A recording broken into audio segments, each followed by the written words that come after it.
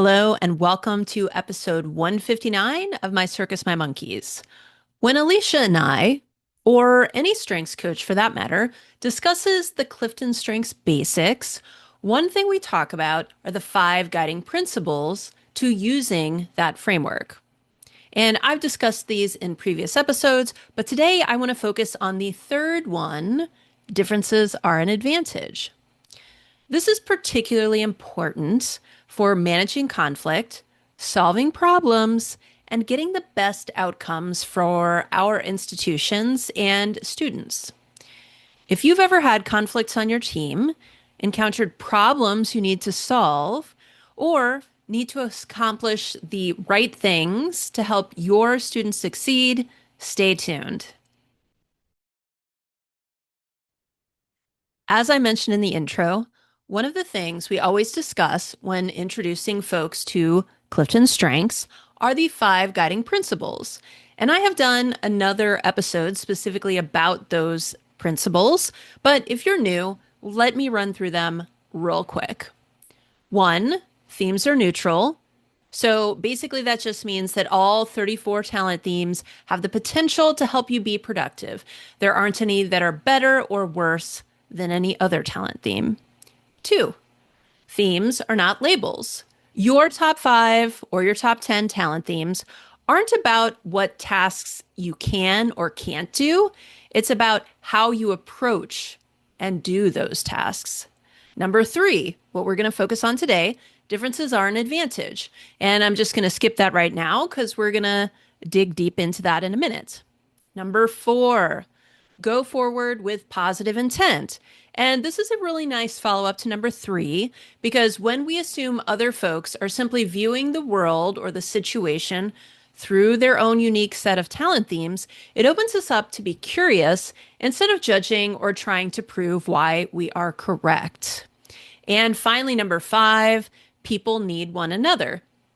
And this last one really is kind of an echo of number 3, because once you realize that the way you see the world and do things isn't the only right way, you can recognize that when you lean on the folks around you, you truly get better outcomes using less energy. Okay, so now that we've done a brief overview of all 5, let's dig into number 3: differences are an advantage. And I think to do that appropriately, we need to review what a talent is. And thus, let me give you Gallup's official definition. Talent is a naturally recurring pattern of thought, feeling, or behavior that can be productively applied.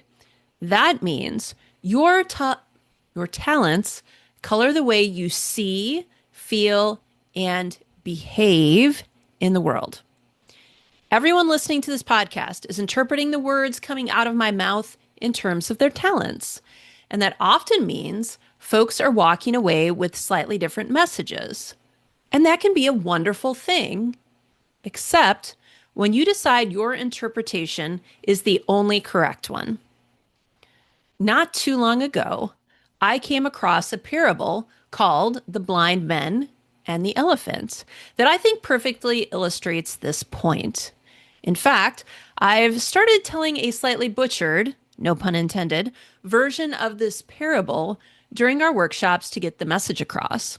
And I want to share it here. But I decided that I'd go ahead and look up a more refined version for you. And naturally, the interweb provided me with a number of options, but my context landed upon a poem version by John Godfrey Saxe from 1872. But just as a little introduction, basically the parable comes from India and is about 6 blind men who have heard about elephants and are curious to find out exactly what this elephant business is actually about. So here we go. I'm going to read the poem, hopefully very poetically for you. All right, I've already tried this a couple times. I'm not going to put all that in, but I'm going to do it right this time. Okay, 3, 2, 1. It was 6 men of Indostan, to learning much inclined, who went to see the elephant, though all of them were blind, that each by observation might satisfy his mind. The first approached the elephant, and happening to fall against his broad and sturdy side, at once began to bawl, God bless me, but the elephant is very like a wall. The second, feeling of the tusk, cried, Ho! What have we here? So very round and smooth and sharp? To me, 'tis mighty clear, this wonder of an elephant is very like a spear. The third approached the animal, and happening to take the squirming trunk within his hands, and boldly up and spake, I see, quoth he, the elephant is very like a snake. The fourth reached out his eager hand, and felt about the knee. What most this wondrous beast is like is mighty plain, quoth he. 'Tis clear enough the elephant is very like a tree. The fifth, who chanced to touch the ear, said, Even the blindest man can tell what this resembles most. Deny the fact who can, this marvel of an elephant is very like a fan. The sixth no sooner had begun about the beast to grope than seizing on the swinging tail that fell within his scope, I see, quoth he, the elephant is very like a rope. And so these men of Indostan disputed loud and long, each in his own opinion exceedingly stiff and strong, though each was partly right, and all were in the wrong. And so oft in theologic wars the disputants, I ween, rail on in utter ignorance of what each other mean, and prate about an elephant not one of them has seen. All right, I think I did pretty well there. I did have to do a couple takes to get that version, but that's okay. The moral, of course, is entwined within that poem, but let's break it down just a little bit here. Each of the blind men was right about certain aspects of the elephant, but they only had part of the story. And because each one assumed their perspective was the only one, was the right one, they missed a huge chunk of that elephant. We do this all the time as we navigate our day. Your talents are embedded in your subconscious.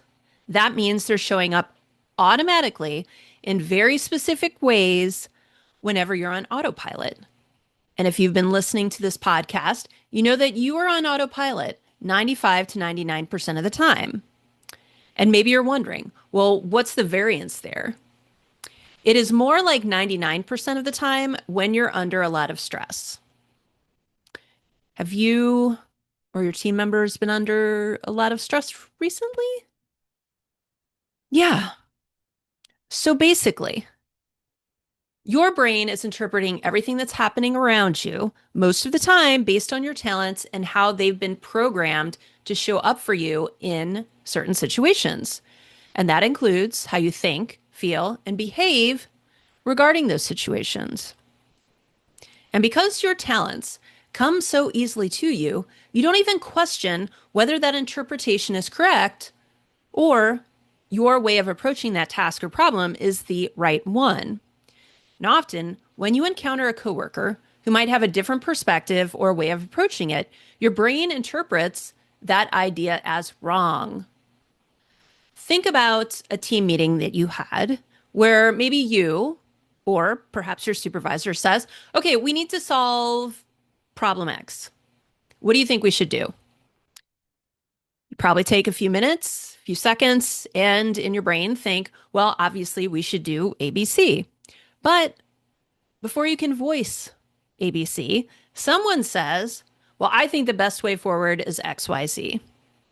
Very often, especially when you're stressed, your brain's first thought is, what the bleep?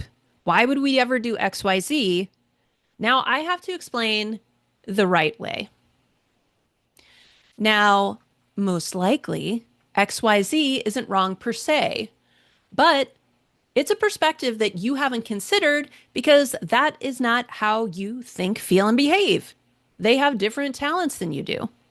And you might be onto something with ABC, but if you just assume you're correct, You're going to be fighting against XYZ instead of seeing if that adds something more to the big picture. AKA, would that allow you to see better the elephant in the room? See what I did there? Double analogy. This is really where that number 4 guiding principle comes in. Go forward with positive intent.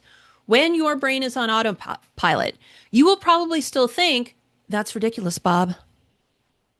But if you can then step back out of autopilot mode and reframe it as, I wonder why Bob thinks XYZ. What am I missing here? Now you can be curious and start asking questions that will bring out the best of both of your perspectives. And perhaps there's an LMNOP in there that also will come out at that point. So when your team members, or your students double down on how you see the situation, it can blind you. Oh, there I go again. Get it? To the bigger picture. So when you're managing conflict, solving problems, or trying to strategically reach the objectives that will lead to the most success for you and your students, remember the differences are an advantage. And when you don't take the time to explore those different perspectives, you are like the blind monks arguing because you literally cannot see the big picture. And until next time, stay strong.